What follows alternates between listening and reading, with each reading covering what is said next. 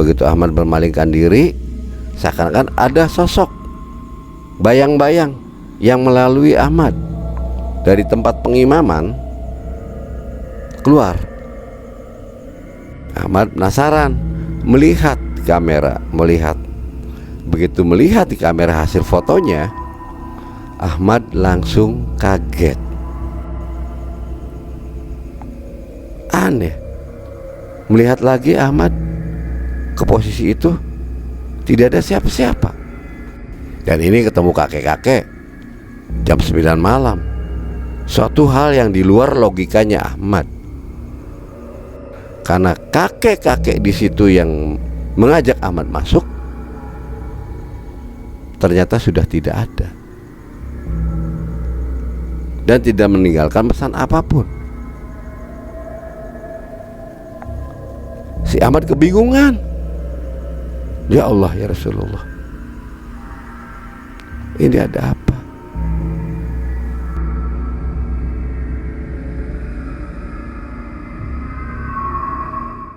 Assalamualaikum warahmatullahi wabarakatuh. Selamat malam. Semoga kalian diberikan rezeki yang berlimpah, kesehatan yang prima, dan dimudahkan dari segala urusannya. Salam jumpa kembali bersama saya Jampang. Malam hari ini saya akan menceritakan kisah dari seorang teman di majelis yang bernama Ahmad. Dia sempat meminta ditayangkan kisahnya dari pengalaman dia dalam perjalanannya dia. Jadi begini sobat, berawal waktu itu saya ketemu beliau, sempat dia menceritakan semua apa yang dialami dan diminta untuk ditampilkan di channel ini. Berawal pada saat itu Ahmad ini sedang itikaf di salah satu masjid yang ada di Cirebon, yaitu masjid yang ada di Sucimanah, yaitu Pangeran Jagasatru atau disebutnya Pangeran Sapu Jagat. Waktu itu dia tuh sempet ya ada sesuatu keinginan ya, sampai-sampai dia dapat bisikan suruh ke Gunung Sanggabuana di Kerawang, karena beliau dimakamkan di sana. Menurut literatur si Ahmad ini pada saat dia dapat bisikan, nanti di sana dia akan mendapatkan sesuatu yang diberikan oleh almarhum Pangeran Sapu Jagat. Sampai akhirnya dia dapat, dan sampai sekarang pun masih didawamkan. Baiklah, untuk sobat Lihat Malam, saya akan coba menceritakannya. Berawal Ahmad ini pada tahun kurang lebihnya sekitar 99, di mana gejolak yang terjadi, reformasi antara masalah waktu itu terjadinya inflasi ya. Sempat dia tuh mencoba mencari jati diri dan meminta petunjuk sama Allah lewat itikafnya untuk memperbaiki perekonomian. Saat itu Ahmad pada malam Jumat biasa kumpul-kumpul bersama teman-teman yang lainnya. Bersama saya juga ketemu di majelis itu, di majelis tawasul. Sempat dia jumpa dan ya namanya temen ya, ngobrol-ngobrol sebentar segala macam. Sempat terus setelah usainya tawasulan, Ahmad menanyakan dan minta bimbingan kepada salah satu ustadz di situ, yang dimana ustadz tersebut, saya katakan Jufri ya, Ustadz Jufri, memberikan masukan ataupun pendapat agar Ahmad ini mencoba untuk beriktikaf. Mudah-mudahan dapat diberi satu wangsit ataupun solusi apa yang dicari oleh dia. Alhasil dari percakapan antara Ustadz Jufri sama si Ahmad, dan Ahmad menyepakati dan menyetujui. Waktu itu Ahmad menyiapkan diri karena waktu yang sempat diberikan oleh Ustadz selama 1 minggu beriktikaf. Tapi kalau ada bisikan ataupun ada wangsit dari petunjuk yang ada di situ, maka lakukan selagi itu baik dan benar. Tapi sekiranya kalau di luar logika, jangan dilakukan. Itulah pesan daripada Ustadz Jufri kepada si Ahmad. Berawal waktu itu setelahnya Ahmad menerima wejangan-wejangan, dapat 2 hari kemudian, pas hari lahirnya Ahmad memulai itikaf. Yaitu dia hari lahir hari Senin. Dia itikaf di sana. Hari pertama tidak dapat hal apa-apa. Yang diwiridkan oleh dia itu surat Al-Ikhlas, tak henti-hentinya, secapeknya, seikhlasnya.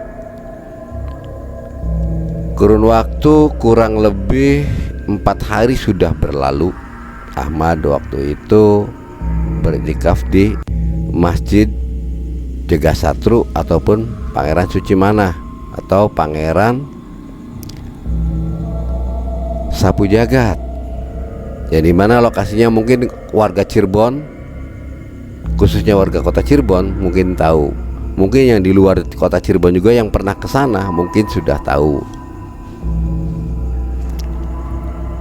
Nah, pada saat hari keempat itulah persis waktu itu pas malam Jumat Kliwon.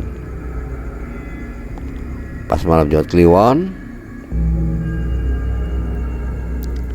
si Ahmad terus melakukan apa yang dia lakukan di sana. Seperti biasanya, mewiridkan, mendawamkan surat Al-Ikhlas yang tak henti-henti. Sampai waktu itu kurang lebihnya jam 9 malam, karena suasana di masjid tersebut sudah sepi.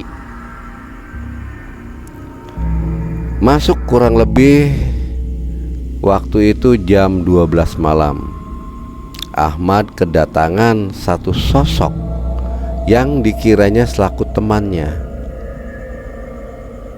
Tapi ternyata bukan temannya.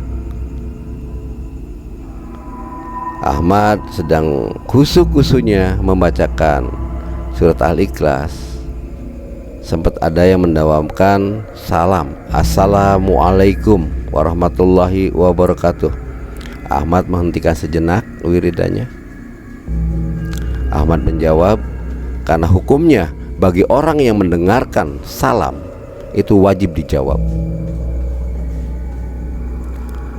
Akhirnya setelah menjawab, Ahmad melirik atau melihat dari sumber suara yang tadi ada. Ahmad menengok, ternyata tidak ada siapa-siapa. Begitu Ahmad bermalingkan diri, seakan-akan ada sosok bayang-bayang yang melalui Ahmad dari tempat pengimaman keluar. Ahmad sempat bertanya, ini siapa dan bagaimana bisa ada di situ? Ahmad sedikit agak ketakutan.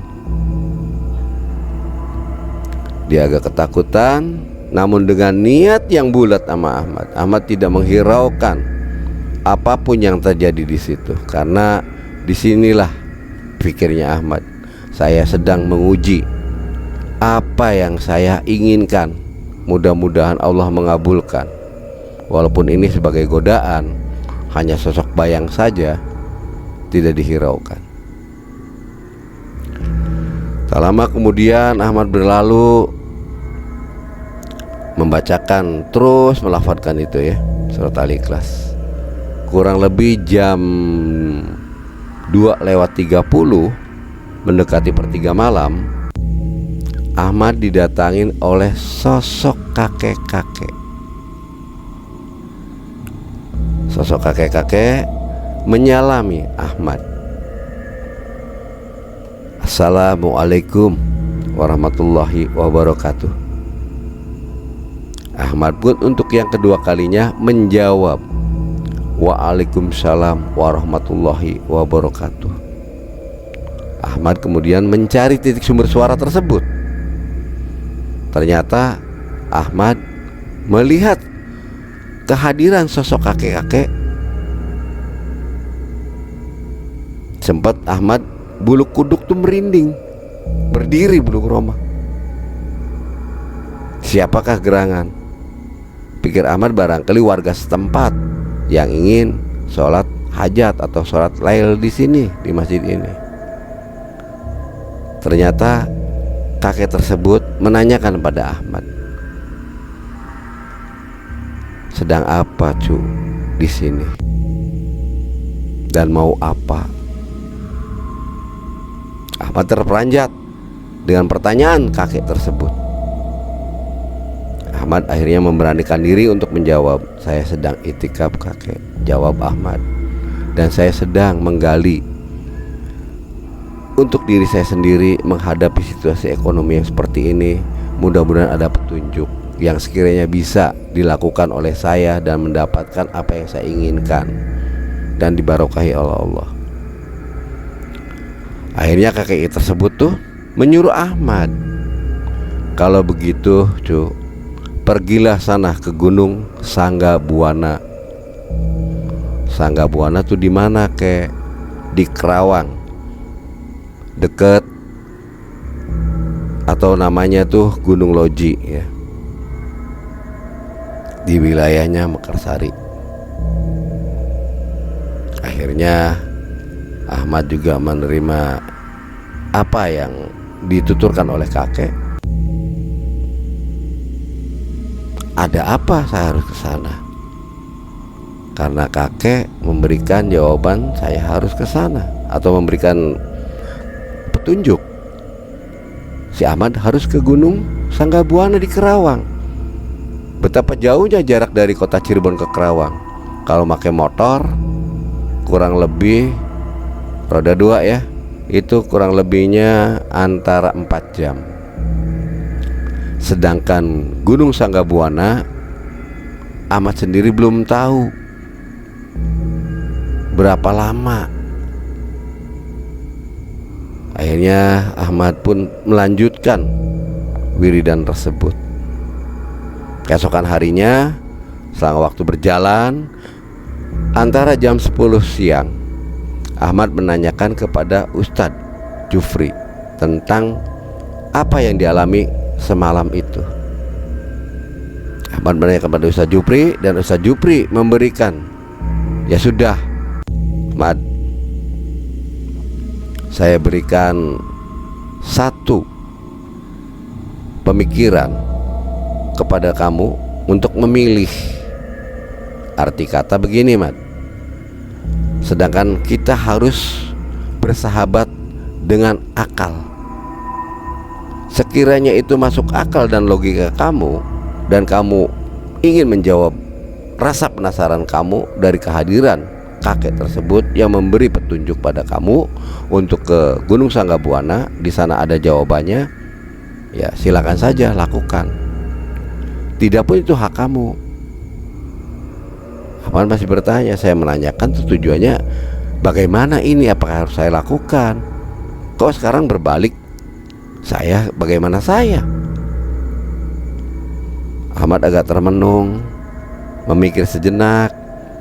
Akhirnya Ustaz Jufri mengatakan pada Ahmad, Ahmad, sembari menepuk pundaknya Ahmad, kamu itu jangan pusing-pusing, jangan bingung. Kalau rasa penasaran kamu ingin dijawab dan dapat jawabannya, kamu lakukan, berangkat aja ke sana.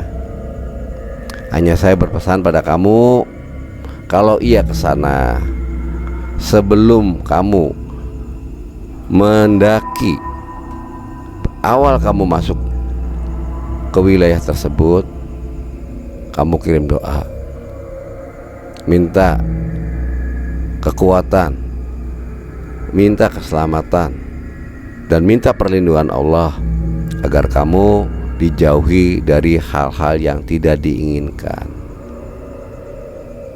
Kalau memang betul kamu sekarang mau berangkat, ya mumpung masih siang, karena perjalanan kurang lebih 4 jam, tampaknya cukup melelahkan juga.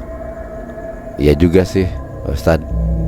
Ya sudah, mumpung masih siang nih, menurut saya supaya tidak kemalaman, karena lumayan mendaki gunung itu, udah capek, lelah, dan kamu persiapan dulu bekal-bekal kamu untuk di perjalanan di sana.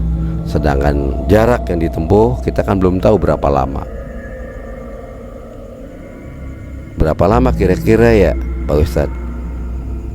Ya nanti saya coba istikharah dulu.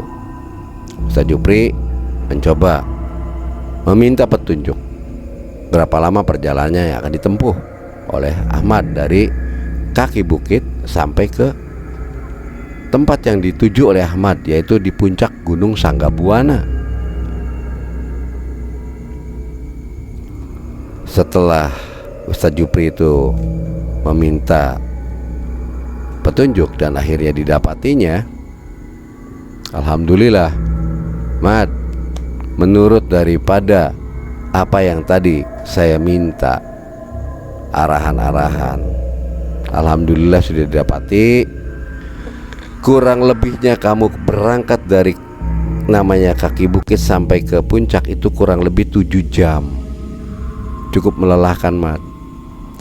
Maka dari itu kamu pikir-pikir kembali. Kalau kamu memang udah bulat tekadnya dan siap, ya silahkan.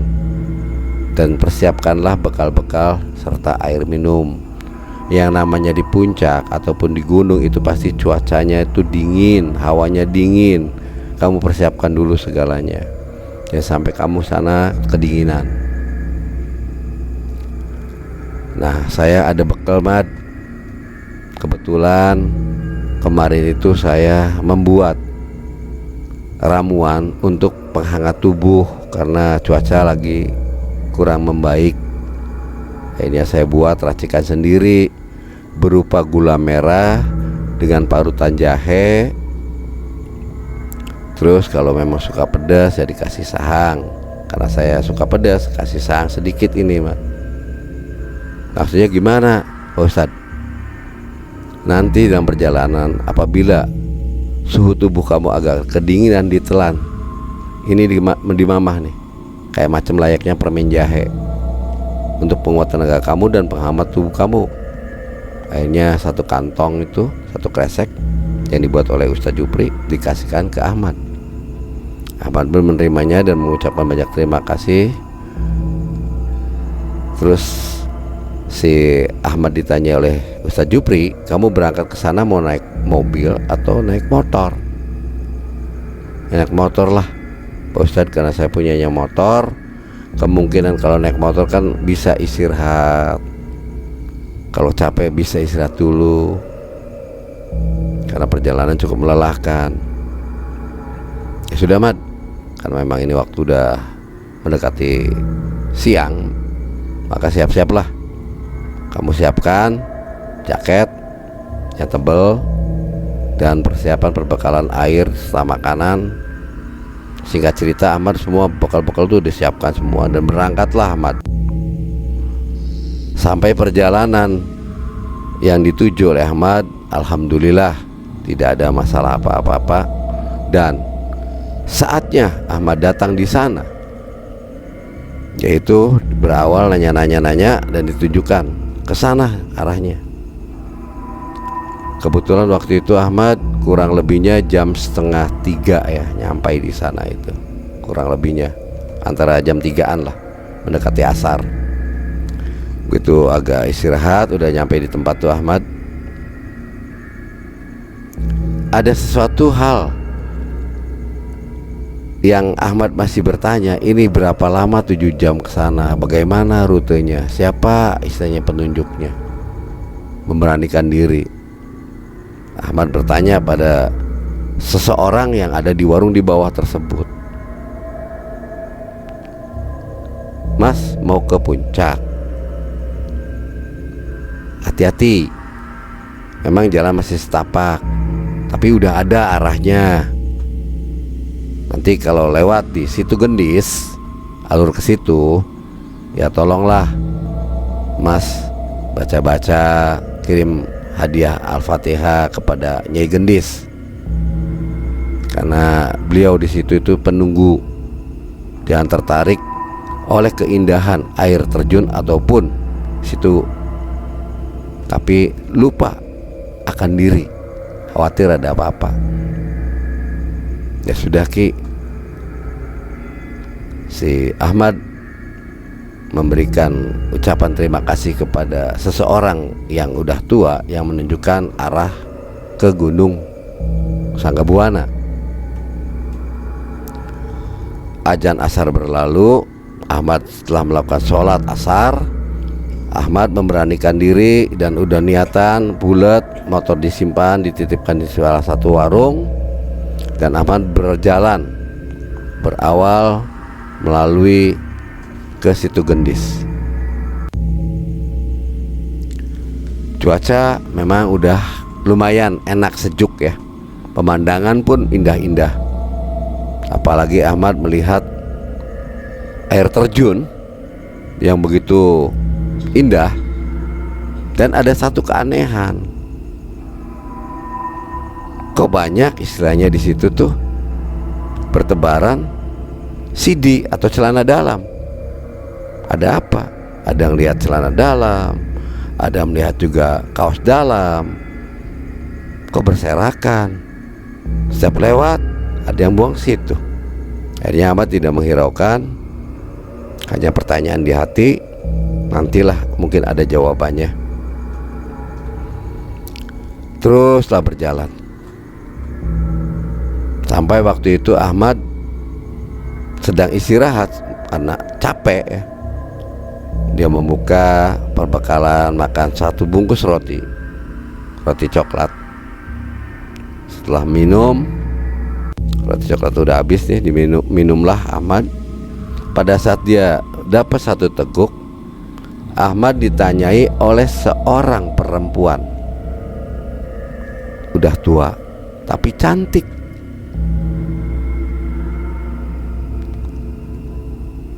"Mau kemana Jang? Balik ke mana?"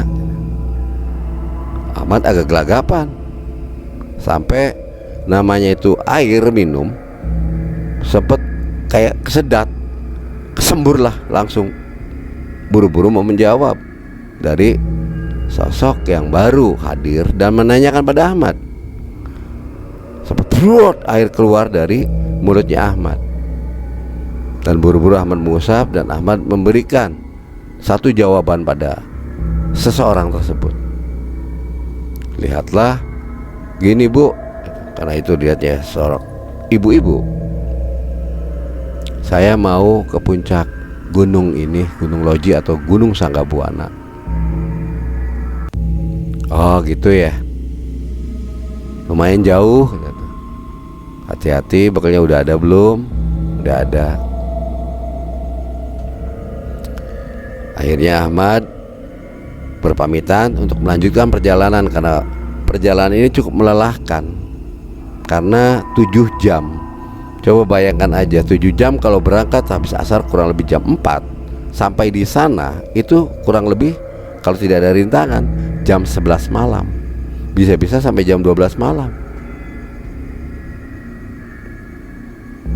Ahmad berlalu sembari melihat lagi kembali kepada situ Gendis, air terjun itu.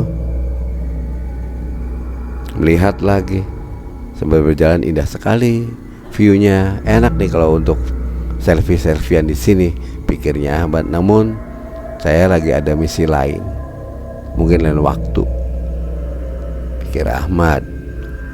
Hanya Ahmad sempat mengabadikan pada saat perjalanan memoto selfie ke belakang view, khususnya itu air terjun. Cepret, udah kembali berjalan. Ahmad penasaran melihat di kamera, begitu melihat di kamera hasil fotonya, Ahmad langsung kaget. Astagfirullahaladzim, bingung nih Ahmad. Kok saya foto sendiri, waktu foto itu tidak ada siapa-siapa di belakang. Ini ada segerombolan orang, salah satunya perempuan. Aneh. Melihat lagi Ahmad ke posisi itu, tidak ada siapa-siapa. Diawali hal itulah Ahmad mulai agak tercengang dari satu rasa ketakutan karena menemukan satu kejanggalan. Akhirnya ketimbang bingung dan pusing, Ahmad menghapus foto itu, kembali melanjutkan perjalanan. Perjalanan terus dilalui, tak terasa waktu. Waktu itu kurang lebihnya jam 9 malam. Ahmad berlalu. Ahmad waktu istirahat ketemu seorang kakek-kakek.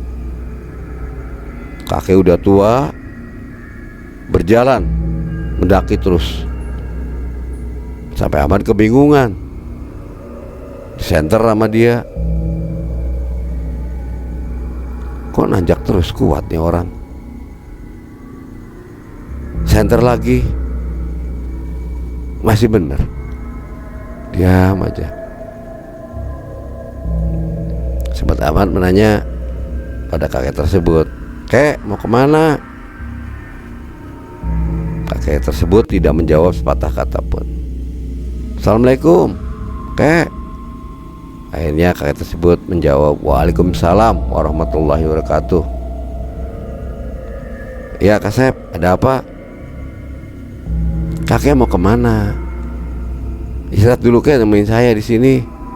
Kebetulan saya bawa kopi nih yang udah disiapin. Minum kopi dulu Kek, sembari nyemil-nyemil lah cemilan-cemilan yang saya bawa ini Kek." Akhirnya kakek tersebut sepakat apa yang ditawarkan oleh Ahmad, mengikuti apa yang diajak oleh Ahmad.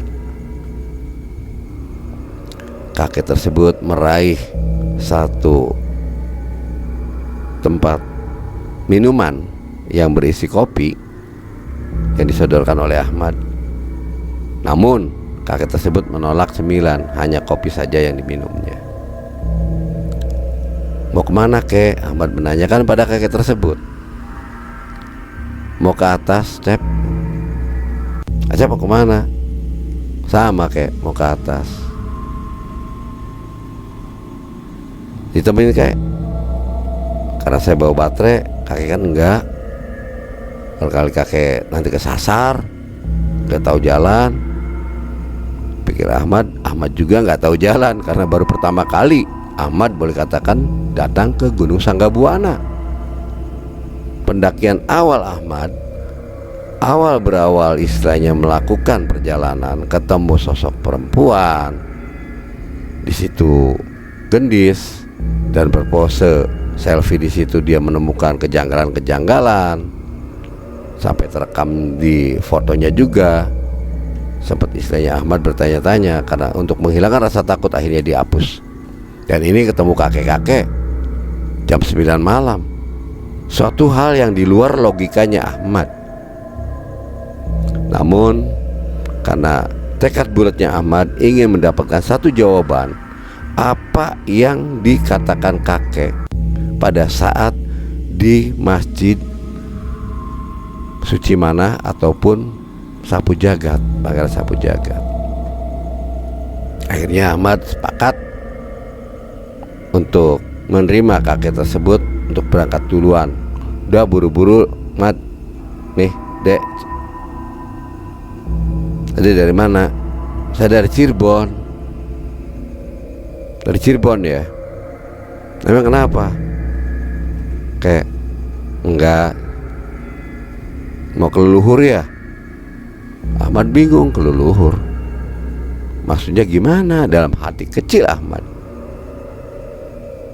Yaudah saya duluan lah, karena saya juga buru-buru.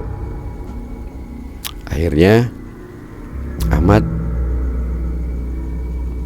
nguber kakek tersebut. Karena kakek berjalan agak cepat, Ahmad pun mengikuti dari belakang. Tapi entah kemana kakek tersebut menghilang. Di senter kesana kemari tidak ketemu, dan tidak tampak dalam senter itu. Mana arahnya, kesana kemari gak ada. Ahmad kebingungan.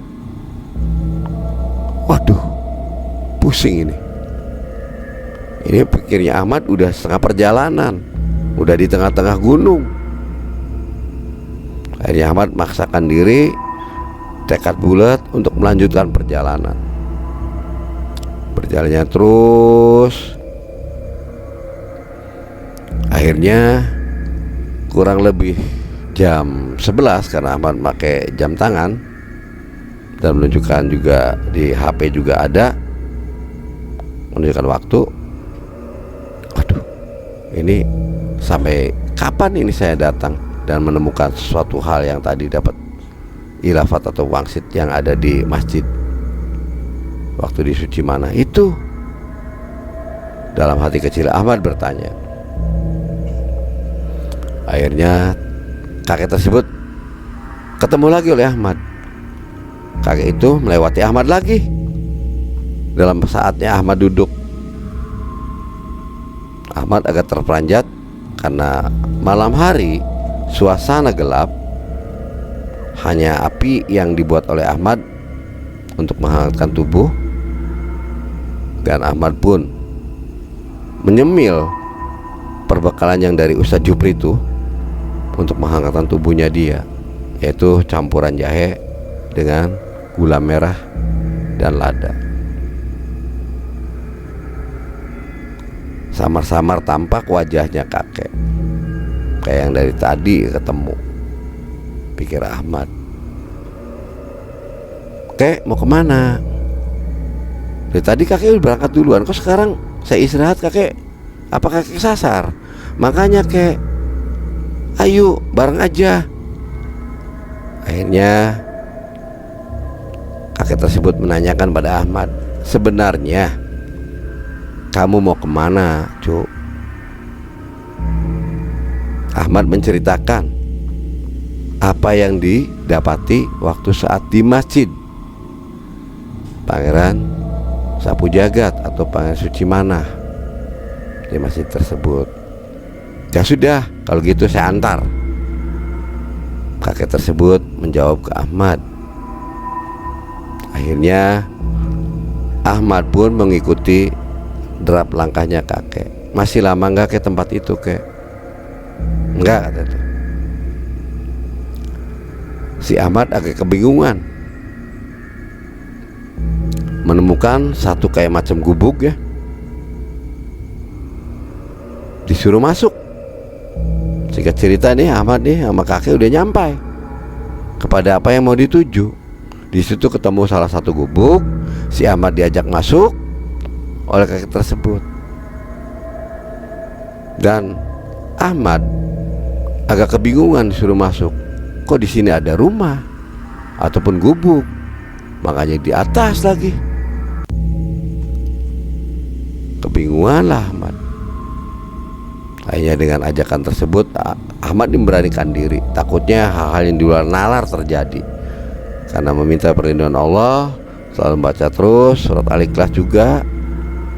Akhirnya masuklah Ahmad ke ruangan tersebut yang diajak oleh kakek. Betapa kagetnya si Ahmad begitu masuk dengan baterai yang ada. Di situ ada makam. Ada makam yang agak panjang. Sahabat Ahmad menanyakan pada kakek tersebut, "Kek, ini makam siapa?"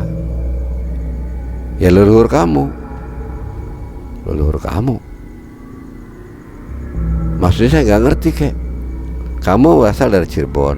Salah satunya ini, di sini ada makam yang dari Cirebon, yaitu Pangeran Sapu Jagat. Inilah tempatnya. Ya sudah, kalau begitu Mat, yuk kita kirim doa, tahlilan dulu, kirim doa untuk beliau. Akhirnya Ahmad menyepakati ngikutin, baca segala macam, ngikutin tahlil apa. Singkat cerita, Ahmad sempat kebingungan dan lelah. Akhirnya Ahmad tertidur di situ. Ahmad tertidur.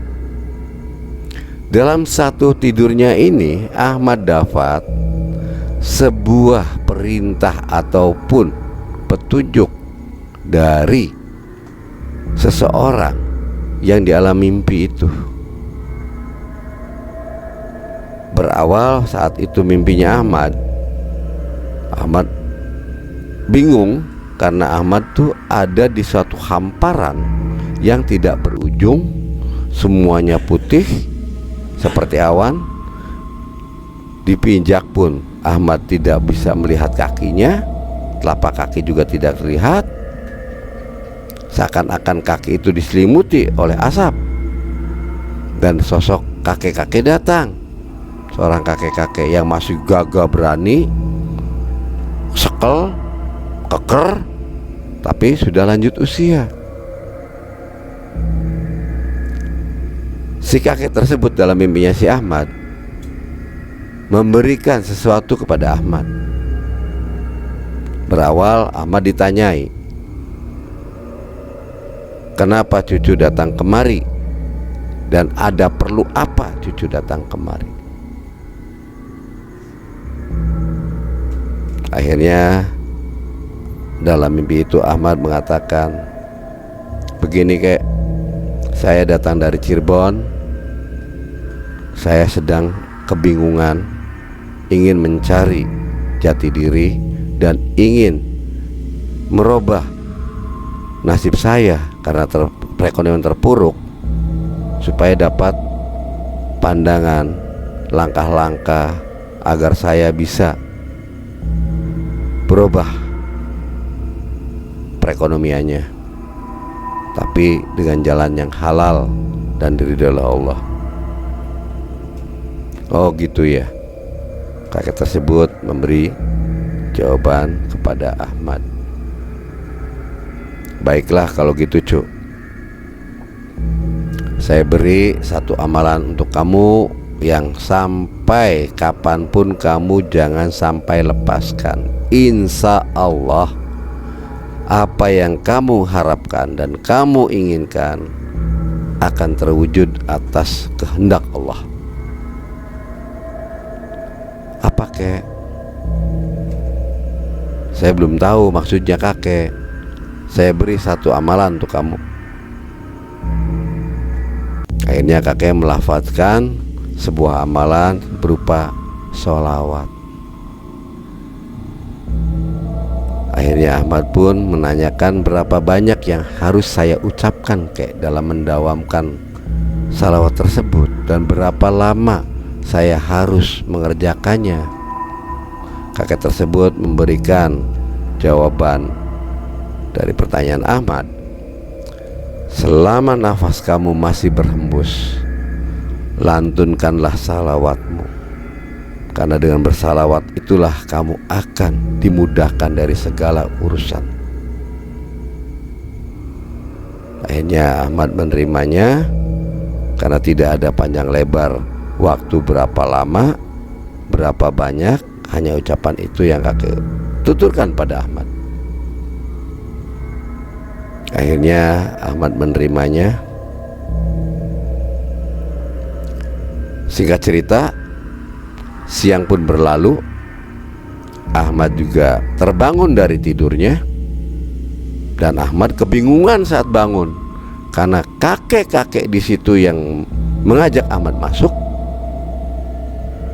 ternyata sudah tidak ada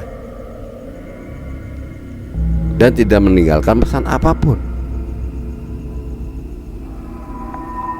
Si Ahmad kebingungan. Ya Allah, ya Rasulullah, ini ada apa?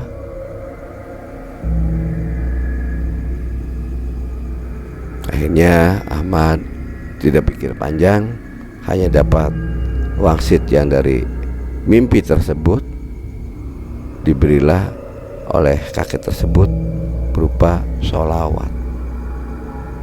Akhirnya Ahmad memberikan doa kembali ziarah kubur tersebut kepada almarhum Pangeran Sapu Jagat yang ada di Gunung Sanggabuana. Selepas usai itu, Ahmad meninggalkan tempat dan Ahmad kaget di situ. Ahmad kagetnya bukan main. Ternyata di sana ada warung. Akhirnya Ahmad karena lapar menanyakan kepada si pemilik warung tersebut. Hanya hati kecil Ahmad bertanya, warung beneran bukan? Karena mana mungkin ada manusia ataupun orang yang mau jualan di sini di tengah-tengah ataupun gelapnya suasana, heningnya cuaca. Apalagi ini ke bawah tuh jauh sekali. Akhirnya Ahmad menanyakan, Bu, minta kopi Bu yang panas, hitam. Dibuatlah oleh ibu warung tersebut pesanannya Ahmad, dan Ahmad memberanikan diri menanyakan tentang perihal makam yang ada di situ. Akhirnya ibu warung tersebut memberikan jawaban bahwa betul di situ adalah makam Pangeran Sapu Jagat, yang dimana banyak orang-orang datang kemari sempat berziarah ke sana. Nah, Ade dari mana? Saya dari Cirebon, Bu. Kebetulan saya sendiri datang kemari itu dapat wangsit ataupun ada kakek-kakek yang menyuruh saya kemari. Saya juga bingung.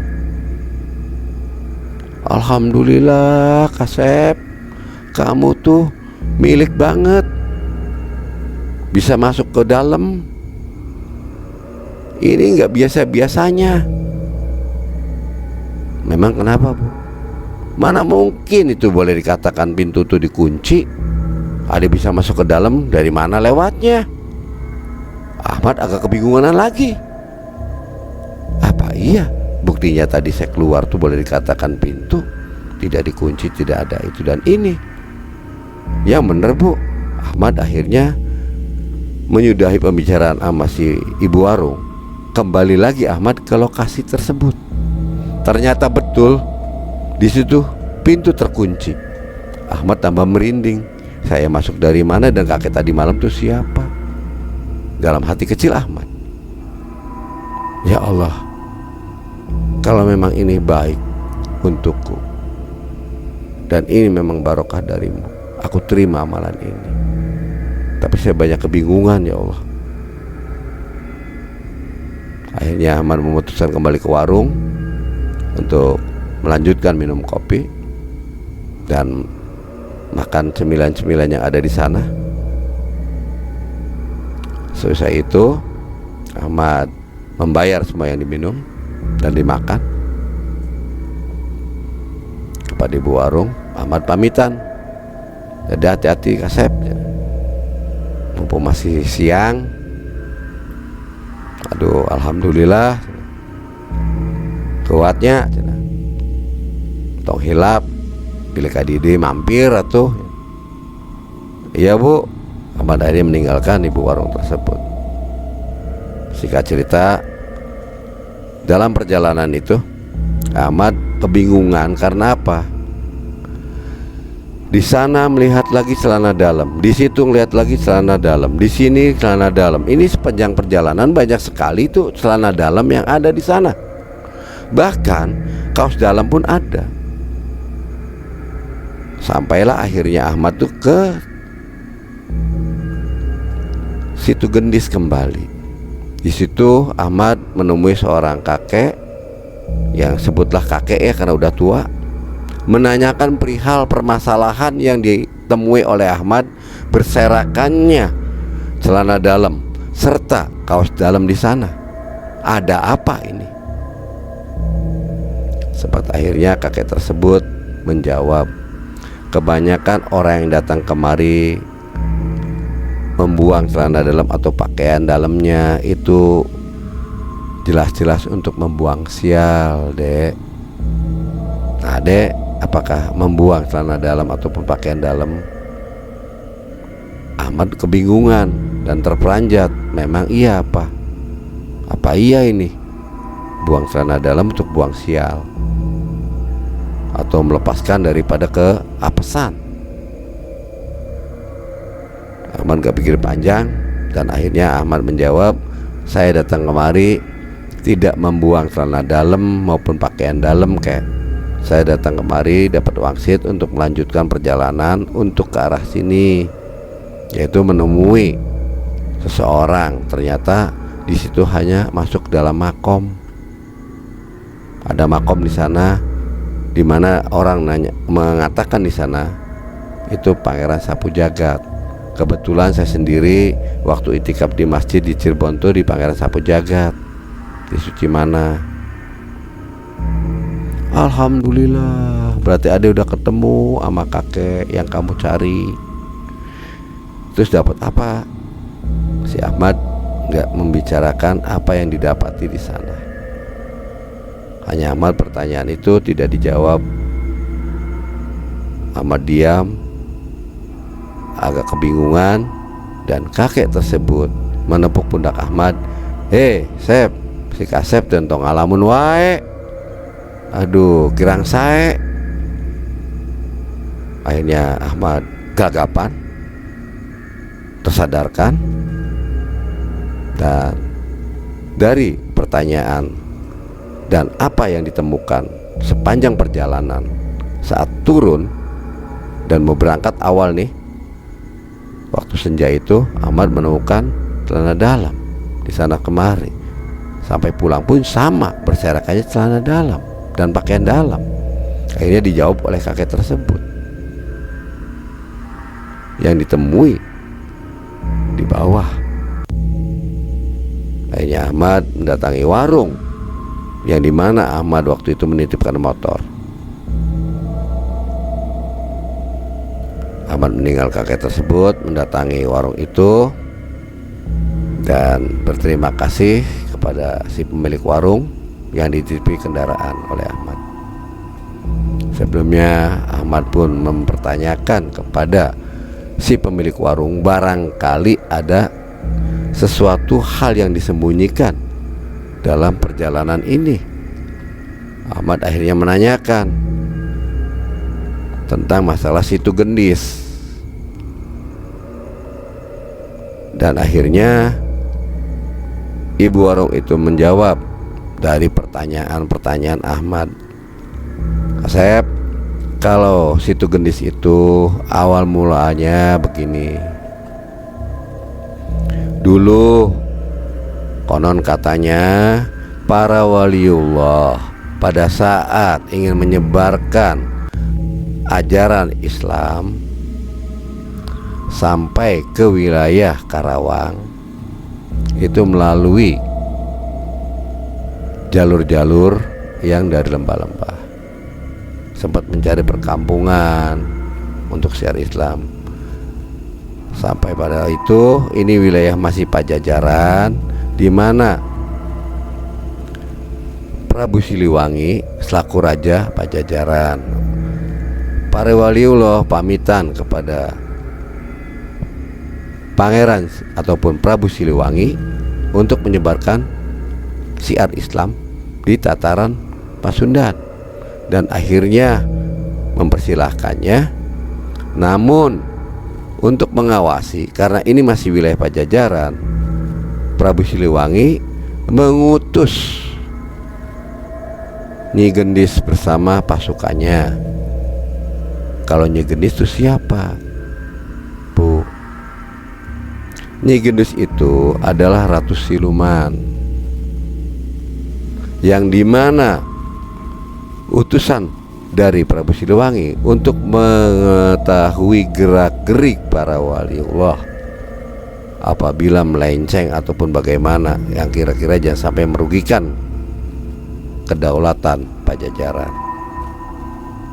Nah, situ itu berawal pada saat waliullah itu ingin mengambil air wudhu karena ingin menjalankan sholat.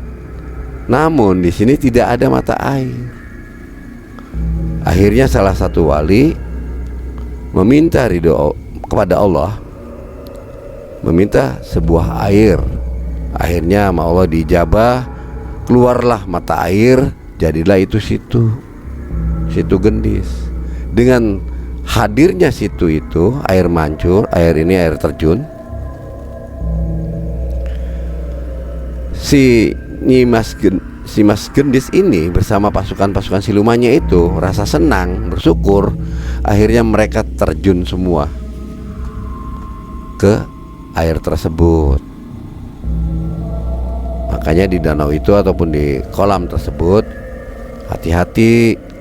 Mungkin nanti adek kalau ya tidak pikirannya tenang, ngawur, khawatirnya menemukan sesuatu keganjilan, karena di sini banyak siluman yang masih sampai sekarang pun tetap ada. Oh gitu ya. Akhirnya terjawab juga apa yang dialami oleh Ahmad pada saat dia selfie ke arah air terjun. Akhirnya Ahmad merinding juga karena waktu mempersingkat Ahmad untuk perjalanan, ya berkatakan Cirebon ke Karawang tuh 4 jam lebih kurang lebihnya. Akhirnya Ahmad berpamitan, mumpung masih siang dan belum begitu larut malam. Akhirnya Ahmad pamitan, dapat cerita sejarah yang ada. Sampailah Ahmad ke rumahnya. Singkat cerita, datang ke rumah, bebenah semuanya, mengingatkan apa yang dianjurkan, apa yang didapati pada saat Ahmad di sana di Gunung Sanggabuana. Akhirnya apa yang didapati Ahmad karena penasaran, karena saya datang tuh boleh dikatakan pamitan sama Ustadz Jupri, maka pulang pun saya akan ketemu Ustadz Jupri juga, ingin mempertanyakan dan ingin memberikan apa yang saya dapati kepada Ustadz Jupri. Singkat cerita, Ahmad menemui Ustadz Jupri dan memaparkan semua apa yang boleh dikatakan Ahmad itu dialami. Sampai Ustadz Jupri pun geleng-geleng kepala. Berarti anak ini benar-benar tekad bulat ke sana dan mendapatkan apa yang didapati, dan di luar daripada logika, hanya sekedar mengingatkan salawat. Akhirnya Ustadz Jupri mengupas betapa besarnya faedah dari salawat itu. Ahmad mendengarkan tuturan kata dari satu hal ke hal yang lain, dari faedah satu ke faedah yang lain, tentang penjabaran arti dari sholawat Nabi. Akhirnya Ahmad pun bersyukur apa yang dicari itu sudah didapati, dan ingin dicoba oleh Ahmad seberapa dahsyatnya dan seberapa fungsinya untuk perubahan dirinya. Akhirnya Ahmad mendawamkan. Tanpa terasa waktu berlalu sampai ke 3 bulan, Ahmad mendapatkan sebuah perubahan-perubahan dari perekonomian yang tadinya terpuruk, akhirnya beranjak sampai bisa memenuhi semua kebutuhan yang Ahmad butuhkan dalam memenuhi kebutuhan hidup. Alhamdulillah, kata itu, ini berkat sholawat. Yang tadinya saya tidak punya modal sampai saya punya modal. Yang tadi usahanya agak sepi sekarang udah merame. Ahmad mencuci syukur dan Ahmad membanyakkan diri untuk bersodakoh. Dan sampai sekarang pun Ahmad selalu melakukan hal-hal itu.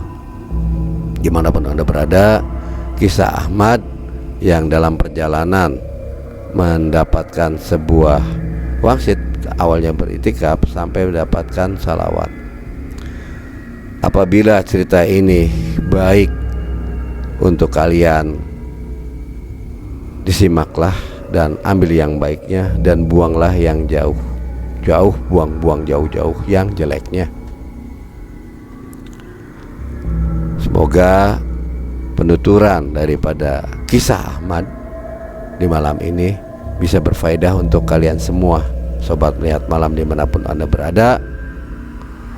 Bagi yang baru bergabung, saya harap subscribe, like, dan komennya agar kalian tidak tertinggal video-video yang terbaru dari channel kami Melihat Malam. Dan saya ucapkan banyak terima kasih kepada pejuang subscribe. Tanpa kalian kami tidak ada apa-apa, dan karena kalian kami ada. Karena kalian ada, kami ada. Saya akhiri cerita ini. Wabillahi taufiq wal hidayah. Assalamualaikum warahmatullahi wabarakatuh.